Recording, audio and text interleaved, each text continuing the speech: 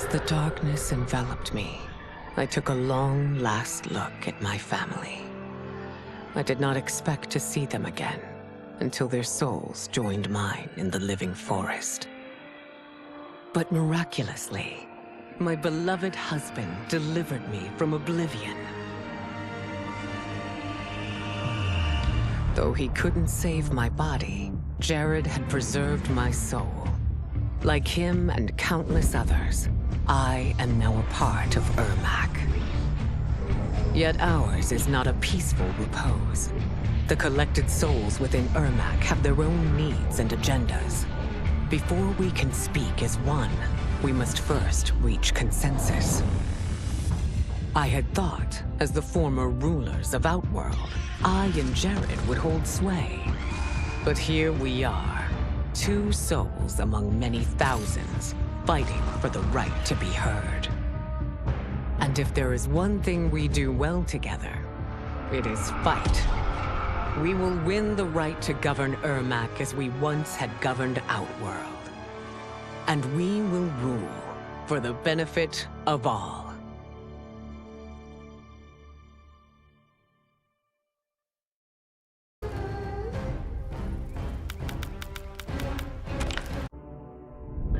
Quan Chi's plot collapsed.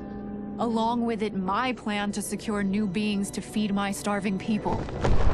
Because I'd advocated for partnering with him, I was held responsible. If I didn't seize for Viternus' new feeding grounds, the Coven would banish me. But then, I had a revelation. I didn't need to conquer realms to feed my people. I simply needed to capture enough beings to breed them. Once they multiply, Viternus will have a limitless, renewable source of food. And I only need a few thousand to start. A number so small compared to the billions in the realms that no one will notice as people go missing. But it will be more than enough to establish our breeding stock and feed a ravenous Viternus.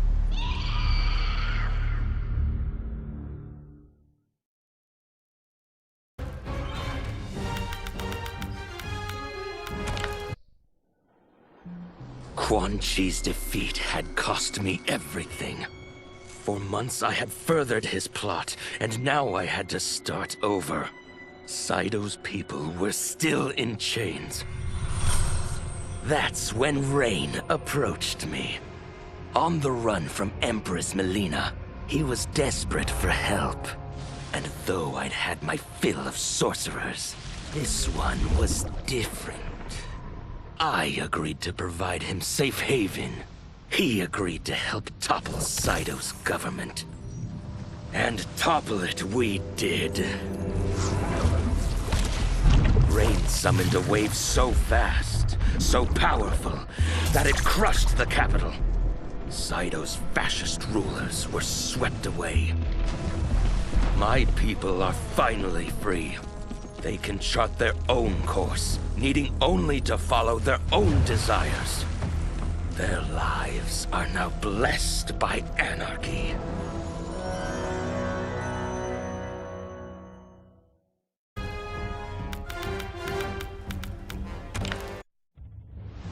To elude capture by Empress Melina, I joined Havoc's crusade in Saido.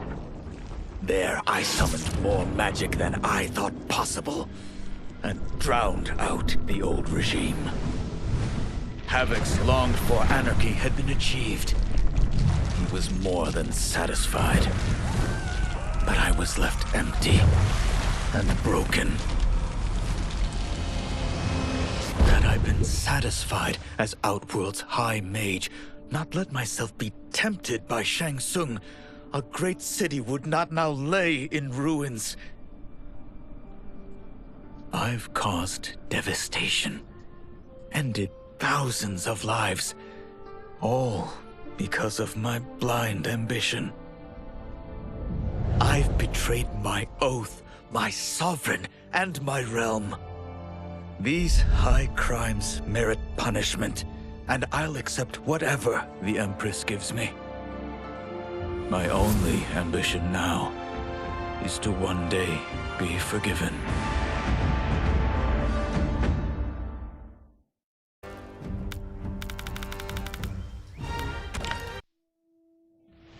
I couldn't believe that Liu Kang welcomed me in Earthrealm, or that he thought me worthy to study with his Shaolin masters. After a lifetime of wishing for one, I finally had a home. But my joy was tempered as I thought about Serena.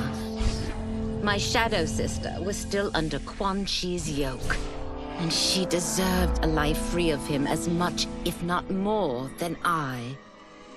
Quan Chi and my other sisters proved tenacious, but they were no match for my blade. I snatched Serena from them.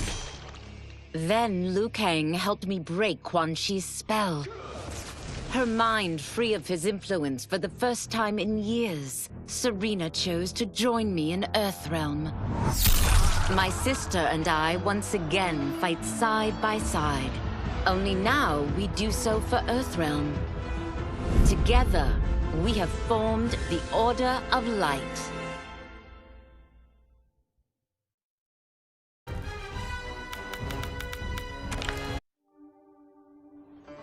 It was inevitable that the Shaolin Masters had me join them.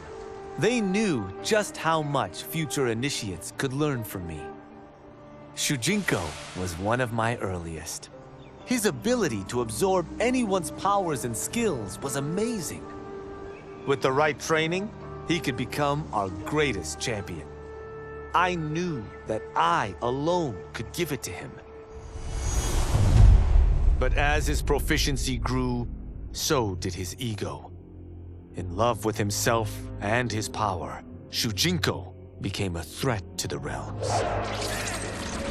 He hadn't learned humility, because I wasn't the one who could teach it. I should have listened to Raiden's warning and not tried to train Shujinko alone. After he was subdued, Shujinko's accumulated abilities and memories were taken from him. He is once again a new initiate, ready to begin his training. This time, Raiden and I train Shujinko together. He will become the champion he is destined to be. And I will fulfill my duties, humbly and cooperatively.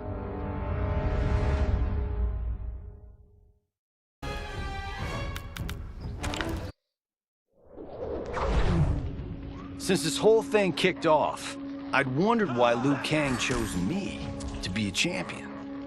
I mean, sure, I was killing it as a martial arts star, but it's one thing when it's all for show. It's different when you're playing for keeps. Then Liu Kang let me in on his master plan. He wanted the masses to know about the world beyond them, the one filled with gods and monsters, and he wanted me to tell him about it. But I knew revealing the truth all at once would be too shocking of a plot twist for most. That's why I pitched doing a bunch of stories, to slowly get people used to it.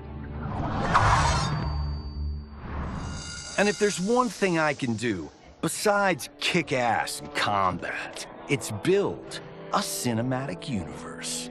I'm serving up movies, streaming series, games, you name it. I like that I'm doing a public service. And it doesn't hurt that I'm making more than a few bucks. It's the kind of synergy that would make any studio mogul proud.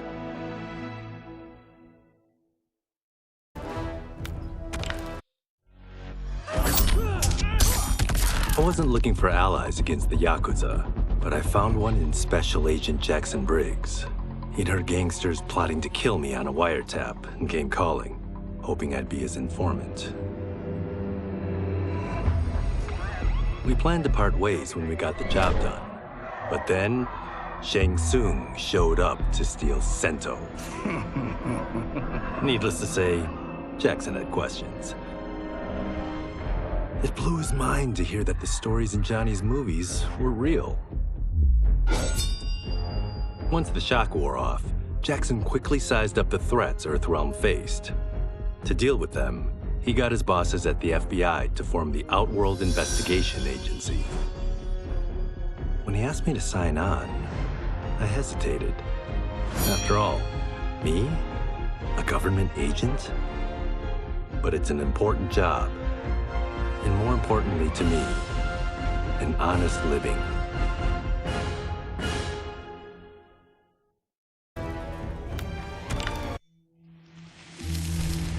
General Shao's revolt left Outworld's armies in tatters. We were vulnerable to enemies both foreign and domestic. That's why my sister asked me to take command, to stitch her military back together and purge Shao's loyalists within it. She trusted only me with the task. The soldiers, however, had little faith. They thought me a spoiled dilettante, unprepared and unfit to serve. That I could fight mattered little. All that mattered was that I wasn't one of them. I finally earned their loyalty by orchestrating an epic victory over Shao and his rebels. Though the general himself escaped, his forces were smashed. For as long as I am able, I will lead the Empress's armies in defense of Outworld. Through strength, we will achieve peace.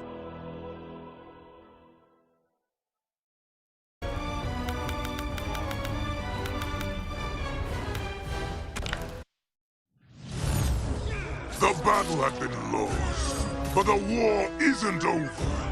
I won't stop fighting until I take Outworld's throne. That they thought Lei Chin prison would hold me is laughable. Once free, I began planning my next campaign. I would need an unstoppable army to overthrow Melina. Unfortunately, most of my former soldiers lacked the courage to rally to my standard. Rebuilding my army would require finding new recruits. And that task is proving easier than expected. Outworld's golden age has left more than a few behind. Without hope, without power, they eagerly heed my call to tear down Melina's government.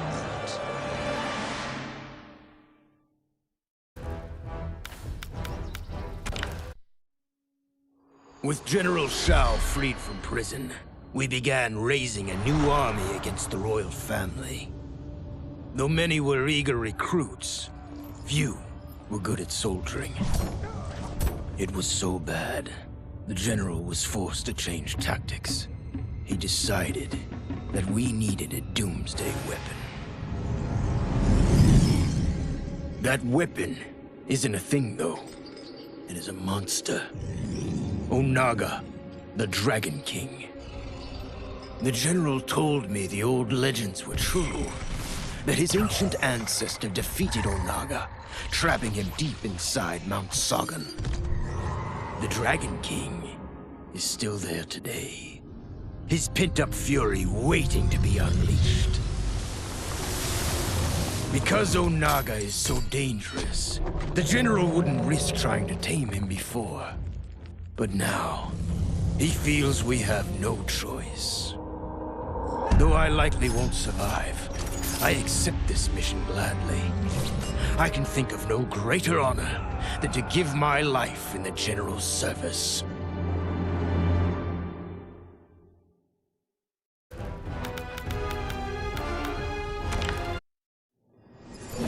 Until recently, I hadn't met Li Mei, but I had heard the stories. How the Umgadi's matron superior blamed her for not preventing Emperor Jared's murder. How she quit in disgrace rather than accept punishment. But those stories didn't fit the woman I now knew. Li Mei would never have been so negligent. Eventually, I uncovered the truth. The failures and mistakes which led to the Emperor's murder, They resulted from poor decisions made by the Matron Superior themselves. They madely made their scapegoat. When the Empress found out, she wanted the Umgadi disbanded. But I convinced her that it could be reformed. To make sure it did, she put me in charge. I am humbled by this sacred responsibility. The Umgadi, my sisters, they are my life. I will not let them be brought down by the acts of a selfish few.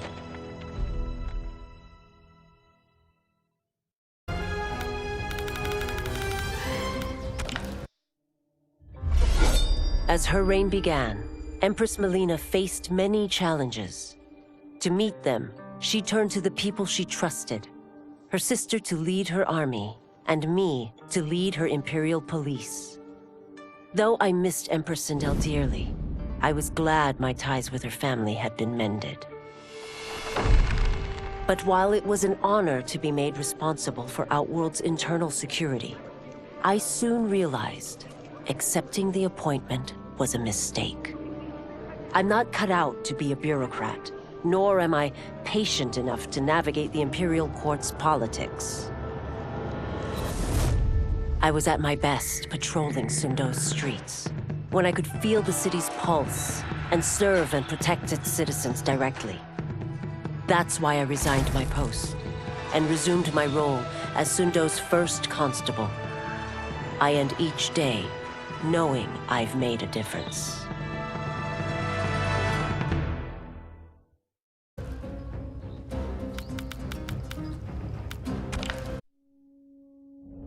After fleeing Outworld, I hadn't expected to return. But then, I also hadn't expected the new Empress to make me an offer I couldn't refuse. To thank me for helping stop General Shao's rebellion, she asked me to be her emissary to the Zaterrans. Going home, bearing the seal of the royal house, I would show, once and for all, that my mutation wasn't to be feared. That it wasn't a source of shame. To my surprise, I was welcomed. But those warm smiles hid a dark secret.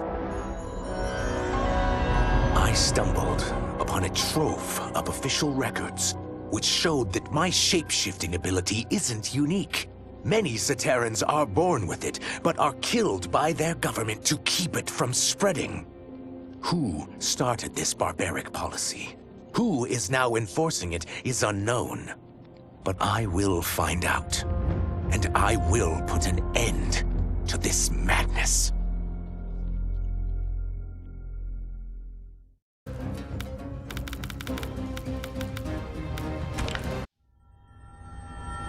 While the regime had changed, little else had. My people still suffered in silence, ignored by the rest of Outworld. Though now I knew Empress Melina's secret, that she was also afflicted with Tarkat. If anyone would help, it would be her. But how to get an audience? Syzoth. He was the Empress's new emissary to the Zaterrans. I asked him to introduce us. At great personal risk, he agreed. And as I'd prayed, the Empress was willing to meet. Even better, she would visit the colony. She was shocked to see how we lived. She moved quickly to provide for our care and comfort. Thanks to the Empress and Syzoth, we Tarkatans are no longer pariahs. Until our disease can be cured, that will do.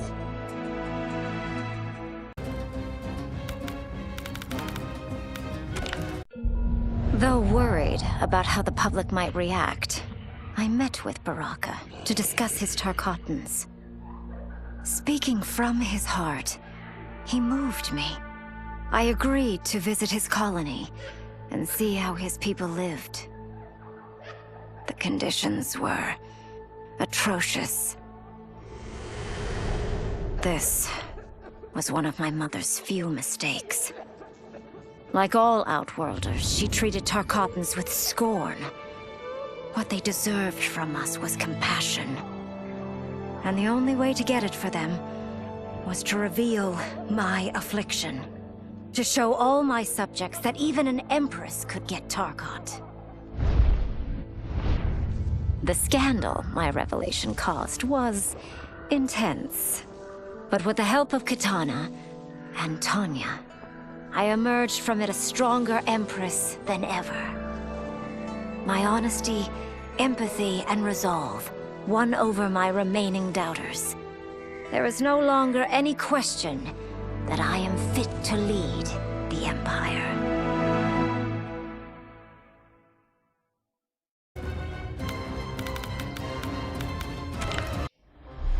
No sooner had Titan Shang Tsung been defeated than Bihan and his loyalists hunted us down.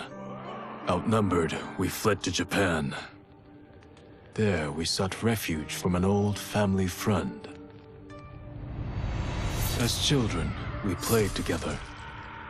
But Harumi Shirai was a woman now, the head of her clan. Her strength, beauty, and intellect awed me. Also incensed by Bihan's betrayal, Harumi agreed to help me forge a new clan, one that would stand against him and defend Earthrealm. Her aid proved invaluable, and as time went on, we grew closer.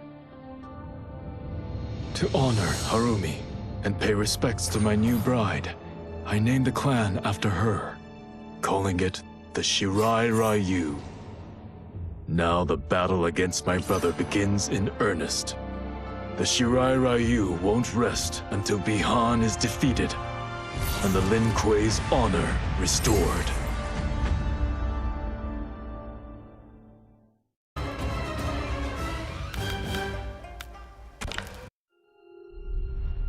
Kuai Liang and I were working hard to build our new clan.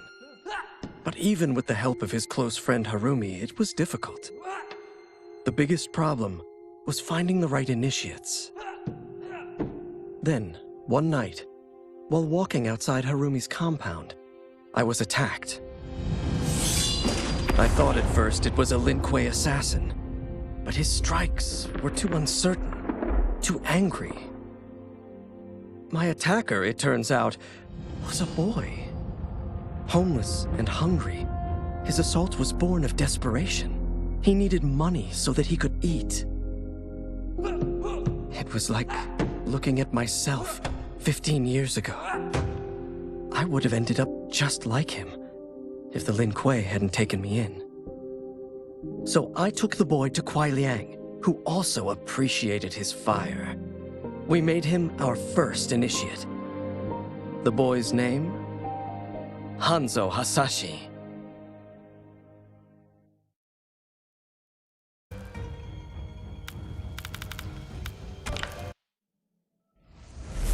Were it not for my godly counterpart, I would not have survived the battle against Titan Shang Tsung. Meeting him, though, raised questions. Why did I replace him in this new era? Why was I made mortal? Lord Liu Kang told me of his Raiden's nobility and righteousness, about his steadfast leadership in the defense of Earthrealm. He also told me about Raiden's dark side, how he could be consumed by rage and cast aside the rules he otherwise lived by. Making me mortal and incapable of such anger was to keep me from following in his footsteps. Though I understood the reasons why, I felt I had been done a disservice. To survive the coming battles, I may need the edge that only great rage can bring. As the Shaolin couldn't aid me, I sought out someone who could. Someone to stoke the fire within me and teach me to master it. For this, I could have no better teacher than the Shirai Ryu's Grand Master.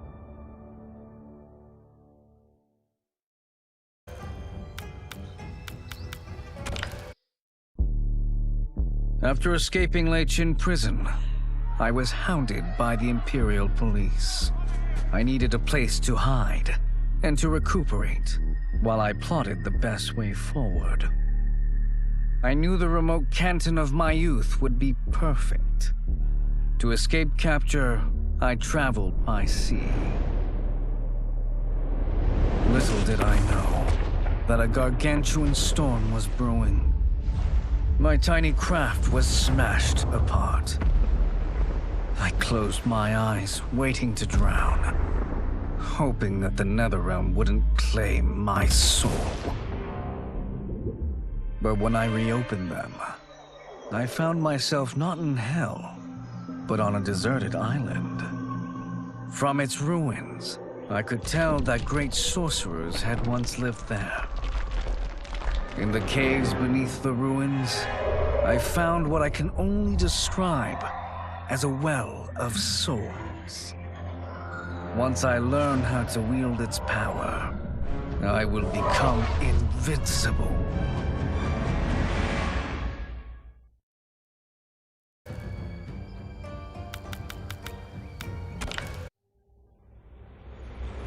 I had broken the Lin Kuei free of Liu Kang's enslavement. We were now masters of our destiny, and could take our place among Earthrealm's great nations. But taking and holding territory would require a vast army. I needed more fighters to make our presence felt. Then I recalled Shang Tsung's dragon warriors. An army of them would be unstoppable. But trafficking in such strong magic would surely draw Liu Kang's attention. Sector advised that we avoid detection by building our army using science, not sorcery. We've invested much into this endeavor, and we are beginning to see results. Once again proving the depths of Sector's genius. When we are done, all of Earthrealm will honor our desires and heed our demands. If not, they will face the Lin Kuei's wrath.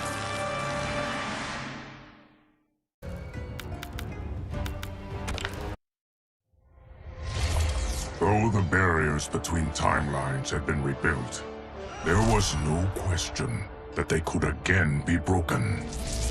Protecting this timeline would require eternal vigilance, so that it could not fall victim to further outside aggression.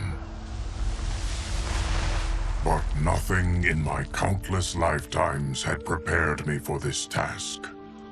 In none of them had multiple timelines ever coexisted. Monitoring them for threats was an entirely novel problem. It would require a novel solution. I discovered that though the timelines no longer touched, their meeting had left them intertwined. I can now secretly surveil all timelines, keeping watch for potential danger. It pleases me to do this service for the new era. Lord Liu Kang may rest assured that it is secure.